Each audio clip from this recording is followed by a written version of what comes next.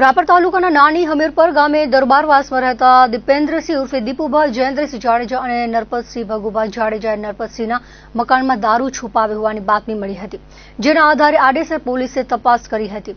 દરમિયાન મકાનમાંથી બોટલ અને ક્વાટરિયા મળી કુલ 2,58,250નો મુદ્દામાલ કબજે કર્યો હતો।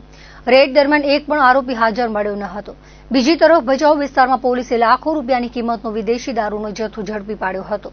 પોલીસને ચોક્કસ બાતમી મળી હતી કે ગુણાતીતપુર તરફથી એક સફેદ કલરની સ્વિફ્ટ ડિઝાયર કાર વિદેશી દારૂ ભરીને ભચાઉ તરફ આવી રહી છે, જેના આધારે પોલીસે ભવાનીપુર કેનાલ પાસે વોચ ગોઠવી હતી। બાતમી મુજબની કાર શંકાસ્પદ હાલતમાં જણાતા પોલીસે તેને હાથના ઇશારે વડે ઊભી રખાવી હતી। પંચોની હાજરીમાં કારની તલાશી લેતા તેમાંથી ભારતીય બનાવટનો વિદેશી દારૂ મળી આવ્યો હતો, જેમાં ઓલ્ડ મંગ ટ્રિપલ એક્સ રમની કુલ 476 બોટલ મળી આવી હતી।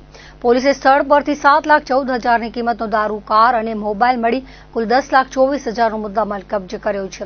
આ કાર્યવાહી દરમિયાન અંજારના ધમડકા ગામના 24 વર્ષીય વિપુલસિંહ ગોવુભા જાડેજા અને કાયદાના સંઘર્ષમાં આવેલ એક કિશોરની ધરપકડ કરવામાં આવી છે। જોકે આ ગુનામાં સંડોવાયેલા અન્ય 2 શખ્સો યશપાલસિંહ બળવંતસિંહ જાડેજા અને રાજદીપસિંહ ભરતસિંહ ઝાલા પોલીસની પકડમાંથી નાસી છૂટવામાં સફળ રહ્યા છે, જેમને પકડવા માટે તપાસ તેજ કરવામાં આવી છે।